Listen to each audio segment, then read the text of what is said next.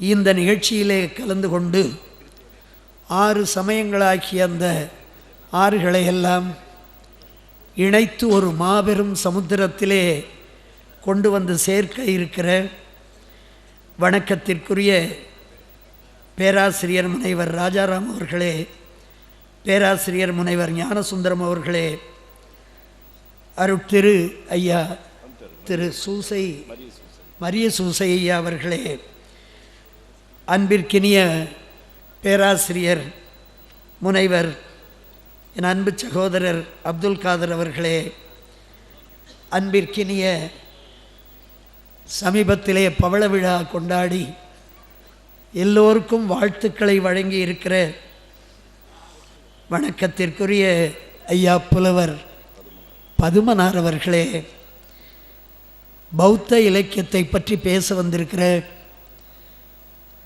உயர்நீதிமன்ற வழக்கறிஞர், பேச்செல்லாம் கவிமழையாய் பெருகும் ஞானம் கைவரப் பெற்ற என் அன்பு சகோதரர் இலக்கிய சுடர் திரு ராமலிங்கம் அவர்களே, இந்த நிகழ்ச்சியிலே கலந்து கொண்டு இதற்கு முன்னால் உரையாற்றி மகிழ்ந்த பெரியோர்களே, அன்பு சான்றோர்களே, சகோதரிகளே, உங்கள் அனைவருக்கும் எளியனுடைய பணிவான வணக்கங்கள். நான் எல்லோருடைய பெயரையும் முழுமையாக படித்ததற்கு காரணம், ஏதோ 30 ஆண்டுகள் ஆசிரியனாக இருந்தவன் அட்டெண்டன்ஸ் எடுத்தே பழக்கம், அட்டெண்டன்ஸ் எடுத்தால்தான் பாடம் நடத்த தொடங்க முடியும் என்ற காரணத்தினால் நான் படிக்கவில்லை. நான் படித்ததற்கு ஒரே காரணம், தமிழ் தொண்டர்களையும் தமிழ் சான்றோர்களையும் அவர்களுடைய பெயரை சொன்னால், எப்படி ஓம் நமோ நாராயணா என்றால் வைணவர்களுக்கு அருள் கிடைக்குமோ, நமச்சிவாய் என்றால் சைவர்களுக்கு கிடைக்குமோ, ஓம் சக்தி என்றால் சாக்தர்களுக்கு அருள் கிடைக்குமோ, சரவணபவா என்றால் கௌமார பக்தர்களுக்கு அருள் கிடைக்குமோ, அளவற்ற அருளாளனும் நிகரற்ற அன்புடையவனுமாகிய அல்லாஹ் பெயரை சொன்னால் எங்கே அருள் கிடைக்குமோ, அப்படி இந்த தமிழ் தொண்டர்கள் பெயரை சொன்னாலாவது எனக்கு ஒழுங்கான தமிழ் வராதா என்ற உள்ளத்திலே தான் அத்தனை பெயரையும் படித்தேன். இதுதான் உண்மை. நாமம் என்பது சாதாரணமானதல்ல. ரொம்ப அருமையாக இங்கே வந்து மகளிர் கல்லூரி முதல்வர் அவர்கள் உரையாற்றினார்கள். அவரிடத்தில் நான் கேட்டுக்கொண்டேன், நீங்கள் வந்து இங்கே அமருங்கள், நான் அங்கே அமர்ந்து கொள்ளுகிறேன் என்று. என்ன அழகாக பகவத்கீதை ஸ்லோகத்தை அவர்கள் சொன்னார். அதுவும் சம்ஸ்கிருதத்தில் சொல்கிறதுங்கிறது அரபு மொழியில் பேசுகிற மாதிரி தான். ரெண்டும் ரொம்ப சிரமம், அவ்வளோ எளிமையானதில்லை. ஆனால் அவர்கள் அதில் இருக்க உயிர்ப்பான செய்தியை எடுத்து சொன்னார்கள். நான் எங்கோ படித்த நினைவு, அது ஒரு வேளை மாறி இருக்குமானால் என்னுடைய அன்பு சகோதரர் அப்துல் காதர் அவர்கள், கவிமாமணி அவர்கள் என்னை திருத்த வேண்டும். ஏன்னா அவர் பேப்பரெல்லாம் ஒரு காலத்தில் நான் திருத்தினேன், இப்போ அவர் என்ன திருத்தணும். ஆனால் அவருடைய பேப்பரை நான் அடித்தல் திருத்தல் ரெண்டுமே இல்லாமல் எழுதுகிற ஆற்றல் பெற்றவர் கவிமாமணி அவர்கள். இதெல்லாம் ரொம்ப மகிழ்ச்சி. ஏன்னா ஆசிரியனாக இருக்கிற ஒருவனை மாணவராக இருக்கிற ஒருவர் அண்ணன் என்று அழைப்பதே கிடையாது. இப்போ அவங்கள ரொம்ப வற்புறுத்தி சார்னு சொல்ல சொன்னால் கூட அண்ணன் சார்னு தான் சொல்லுவாங்க. அண்ணன் அண்ணன் என்றே அழைப்பார்கள்.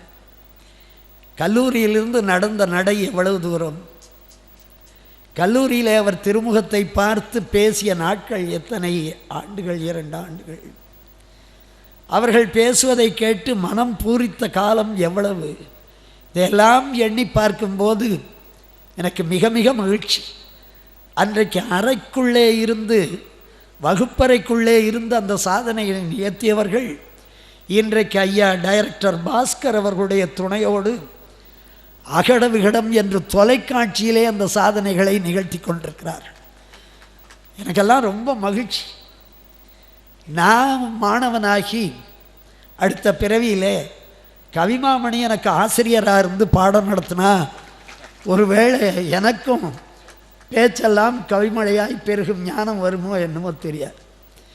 ஆக அந்த நாட்களை எல்லாம் நினைத்து பார்க்கிறேன். அதில் எவ்வளோ மகிழ்ச்சி. ஆனால் ஒரே ஒரு வருத்தம் எனக்கு இருக்குது. அன்னைக்கெல்லாம் இவங்கெல்லாம் உட்காந்துருப்பாங்க, நான் வாத்தியாராக இருந்து நின்றுக்கிட்டு பாடம் நடத்துவேன். வாத்தியார் தலைவிதியை பாரு. மாணவர்கள் உட்காந்துருப்பாங்க, ஆசிரியர் நின்றுக்கிட்டு பாடம் நடத்தும். ஒரு காலத்தில் மாணவர் எப்படி இருக்கணும்னா, பிற்றை நிலை முனியாது கற்றல் நன்றே என்று ஒரு அரசனே பாடினான். ஆசிரியனுக்கு அடங்கி நடத்தலை வெறாமல் அப்படின்னு அதுக்கு உரை எழுதினாங்க. அதில் கூட உற்றுழி உதவியும்னா ஆசிரியருக்கு ஒரு துன்பம் வந்த காலத்தில் உதவி செய்ய வேண்டும்னு சொல்லி அதோடு இல்லை. எங்கள் ஐயா அமரர் ராதாகிருஷ்ணன் அவர்கள் ரொம்ப வேடிக்கையாக சொல்லுவார்கள், உற்றுழி உதவியும்னா ஆசிரியருக்கு துன்பம் வரும்போது உதவி செய்வதில்லை, மீண்டும் அந்த துன்பம் வராத அளவுக்கு ஆசிரியனுக்கு பொருள் கொடுத்து உதவி செய்ய வேண்டும். அதை சொல்லிட்டு எங்கள் ஆசிரியர் சொல்லுவார், இந்த அர்த்தத்தை அநேகமாக ஒரு வாத்தியார் தாண்டா எழுதியிருப்பாங்க. ஆசிரியனுக்கு துன்பம் வராமல் அவனுக்கு பொருள் கொடுக்கணும். எவ்வளவு பொருள் கொடுக்கணும்னா, மீண்டும் அத்துன்பம் வராத வழி மிகுந்த பொருளை கொடுக்க வேண்டும். அப்படி ஆசிரிய மாணவர் உறவெல்லாம். நான் இன்றைக்கு அதுதான் சொல்கிறேன்னா, என்னுடைய நினைவு குறையால் ஏதேனும் தவறு இருக்குமானால் கவிமானி அவர்கள் அதை திருத்த வேணும். ஏனென்றால் நபிகள் நாயகம் ஸல்லல்லாஹு அலைஹி வஸல்லம் ஒரு இடத்திலே சொல்லுகிறார், இந்த உலகத்தில் ஒரு சமயம்தான், ஒரு மதம்தான் இருக்க வேண்டும் என்று அல்லாஹ் நினைத்திருப்பாரேயானால் இத்தனை சமயங்களை அவர் உருவாக்கி இருக்க மாட்டார் என்று நபிகள் நாயகம் ஸல்லல்லாஹு அலைஹி வஸல்லம் சொல்லுகிறார். அதனுடைய பொருள் என்ன? தன்னை அடைவதற்குரிய வழிகள் ஒரே வழியாக இருந்தால் பத்தாது, நிறைய வழிகள் வேண்டும் என்று இறைவனே இத்தனை சமயங்களை உலகத்தில் உண்டாக்கி இருக்கிறானோ என்று நபிகள் நாயகம் ஸல்லல்லாஹு அலைஹி வஸல்லம் அவர்கள் ஒரு இடத்திலே குறிப்பிடுவார்கள். அவர் சொன்னதை கேட்டு யாரோ ஒரு அருளாளர் அது நபி ஸல்லல்லாஹு அலைஹி வஸல்லத்தினுடைய மொழி என்று எழுதியிருக்கிறார். நான் அதை படித்தபோது ஆச்சரியப்பட்டேன். ஆக சமயங்கள் பூசல் இல்லாமல் இருக்க வேண்டும். இன்றைக்கி ஒரு புது கவிஞன் எழுதினான், கவிஞன் கூட இல்லை, ஒரு ஞானி, நான் நினைக்கிறேன் எமர்சன் என்று. அவன் தான் எழுதினான், மக்களை எல்லாம் ஒன்றுபடுத்துகின்ற சமயங்கள் எண்ணிக்கையை விட வேறுபடுத்துகின்ற சமயங்களின் எண்ணிக்கை தான் அதிகமாக இருக்கிறது. ஏன்னா எத்தனையோ சமயம் இருக்கு. இவங்க இங்கே மேலே குறிப்பிட்டிருக்கிற 6 சமயங்கள் மட்டும் அல்ல, இந்த சமயங்களுக்குள்ளே அகச்சமயங்கள் என்றும் புறச்சமயங்கள் என்றும் நிறைய இருக்கு. சைவம் என்று எடுத்துக்கொண்டால் அதிலே பல பிரிவுகள், வைணவம் என்று எடுத்துக்கொண்டால் அதில் பல பிரிவுகள். அதாவது நிறைய சமயங்கள் பிரிந்து பிரிந்து வருகின்றன. நான் அமெரிக்க நாட்டுக்கு ஒரு தடவை போயிருந்தேன். நீங்கள் நம்புவீங்கன்ற எண்ணத்தில் சொல்கிறேன். அங்கே போய் அறிவு திருக்கோயில்னு ஒன்று இருக்குது, டெம்பிள் ஆஃப் யூனிவர்சல் ட்ரூத். அதை அமைத்தவர் சுவாமி சச்சிதானந்தா. அந்த கோயிலுக்கு நான் போனேன். ஏறத்தாழ 300 கஜ தூரத்திலே இருந்து அந்த கோயிலை பார்த்தால், கொஞ்சம் மேட்டிலே இருந்து பார்த்தால் ஒரு தாமரை மலர் தண்ணீரில் மிதந்து கொண்டிருப்பது போல் இருக்கும் அந்த கோயில். அந்த அறிவு திருக்கோயில், உண்மை திருக்கோயிலில் நான் உள்ளே போய் பார்க்கும்போது நடுவிலே ஒரு ஒளி கீற்று மேலே வருகிறது. தாமரை பூவிலே இப்படி மொட்டு இருக்கும் அல்லவா, அதை போல அந்த கோயில் அமைப்பு இருக்கிறது. இந்த ஒரு ஒளிக்கீற்று மேலே போய் 12ஆக பிரிந்து கீழே வருகிறது. அந்த 12 ஒளிக்கீற்றுகளும் வருகின்ற இடத்தில் 12 மாடங்கள் இருக்கின்றன. நான் உள்ளே போன உடனே அதை பார்த்தேன். 12ஆக பிரிந்து 12 மாடங்கள் இருக்கின்றன. அதில் மாடத்தில் என்ன இருக்குன்னு போய் பார்த்தேன். ஒரு மாடத்தில் இஸ்லாமிய சமய வேதமாகிய குரான் இருக்கிறது, திருக்குரான் இருக்கிறது. இன்னொன்றிலே கிறிஸ்துவ சமயத்தினுடைய வேதமாகிய ஹோலி பைபிள் இருக்கிறது.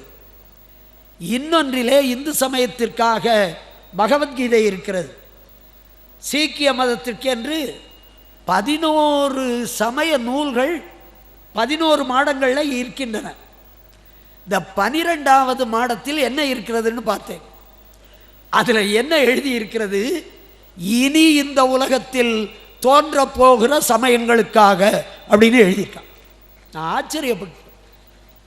இன்னும் புதிய சமயங்கள் தோன்றும், சமயங்களுடைய கொள்கைகள் வகுக்கப்பெறும். ஆனால் ஐயா அவர்கள் சொல்லியது போல அன்பின் அடிப்படையிலே தான் அத்தனை கொள்கைகளும் வகுக்கப்பெறும். இறைவனை பற்றி அன்பும் கடவுளும் வெவ்வேறு என்று சொல்வார்கள். அன்பும் கடவுளும் ஒன்று என்றால் அதை எப்பொழுது அறிந்து கொள்ளுகிறார்களோ அன்றே அவர்களே இறைமயமாக ஆகிவிடுகிறார்கள். அன்பு என்ற ஒன்று இல்லை என்றால் இந்த உலகம் இல்லை. என் தந்தை தாயிடம் அன்பு காட்டாவிட்டால் நான் இல்லை.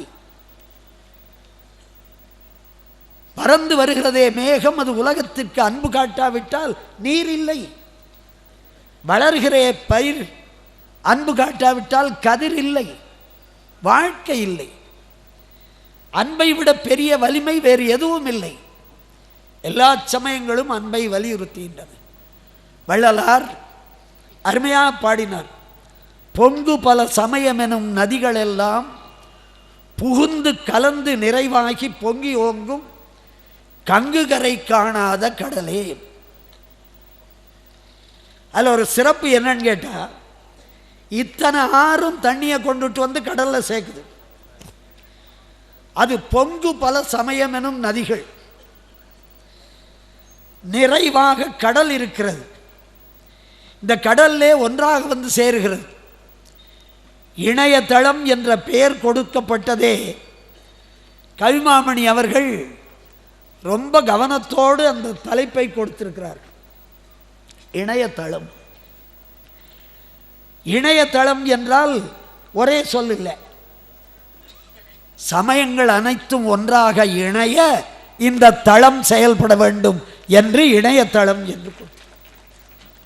வேறுபாடு மனதிலே இருக்கக்கூடாது. எல்லா சமயங்களுக்கும் தத்துவம் உண்டு. தத்துவங்கள் தானே சமயங்கள். நான் அதிகமாக விளக்க விரும்பலை. தத்துவங்கள் என்றால் என்ன என்று எல்லா அறிஞர்களும் பேசியிருக்காங்க. தத்துவம் நாங்கள்லாம் மேடையில் பேசுவோம். தத்துவம்னா என்ன தெரியுமா? போகும்போது 2 பேர் பேசிட்டு போவார். இன்றைக்கு சத்தியசீலன் தத்துவமாக உதிர்த்தார் சார். அப்படி என்னதான் சொன்னார்? அதான் ஒன்றுமே புரியல. இந்த ஒன்றுமே புரியாமல் பேசுறதுக்கு தத்துவம்னு பேர். இந்த மகா பெரிய தத்துவம்னு ஒன்று நாங்கள் சொல்லுவோம். அது பேசுகிறவனுக்கும் புரியாது, கேட்குறவனுக்கும் புரியாது. அது மகா பெரிய தத்துவம். தத்துவங்கள் அடிப்படையில் தான் சமயங்கள். தத்துவம் என்றால் மெய்ப்பொருள், உண்மைன்னு அர்த்தம். அவ்வளவுதான். ஒவ்வொரு தத்துவமும் உலகத்தை தன்னிடத்திலே வசப்படுத்திக் கொள்ள வேண்டும் என்று ஆசைப்படுகிறது. ராமகிருஷ்ண பரமஹம்சர் அதுக்கு முன்னே ஒருத்தர் சொன்னார், தத்துவம்னா என்ன தெரியுமா? அது கலைகளின் ராணி, குயின் ஆஃப் ஆல் ஆர்ட்ஸ். இன்னொருத்தர் சொன்னார், தத்துவம்னா என்ன தெரியுமா? அந்த தத்துவம் சொர்க்கத்தின் மகள். கலைகளின் ராணி தத்துவம், சொர்க்கத்தின் மகள் தத்துவம். ஞானி சிசுரோன்னு ஒருத்தன் இருந்தான். அவன் என்ன சொன்னான்னா, எவனாவது தத்துவம் படிக்க ஆரம்பித்தாலே தன்னுடைய மரணப்படுக்கையை தயார் செய்து கொள்ளுகிறான். அவன் தன்னுடைய மரணப்படுக்கையை தயார் செய்து கொள்ளுகிறான். அதான் தத்துவம் பயிலுவது. ராமகிருஷ்ண பரமஹம்சர் ரொம்ப அழகாக ஒரு உதாரணம் சொன்னார். இந்த மாதிரி இருட்டு நேரம் போயிட்டே இருந்தார். ஒரு பள்ளத்தில் இருந்து ஒரு சத்தம் கேட்டுது. ஒரு தவளை கத்துற சத்தம். அது இயற்கையாக இல்லை. ஏதோ துன்பத்தில் அகப்பட்டது போல் அந்த சத்தம் கேட்குது. கேட்ட உடனே இவர் எட்டி பார்க்குறார், என்ன நடக்குது. ஒரு சின்ன பாம்பு அது ஒரு பெரிய தவளையை கவிக்கிட்டு இருக்கு. இந்த தவளை கத்திக்கிட்டு இருக்கு.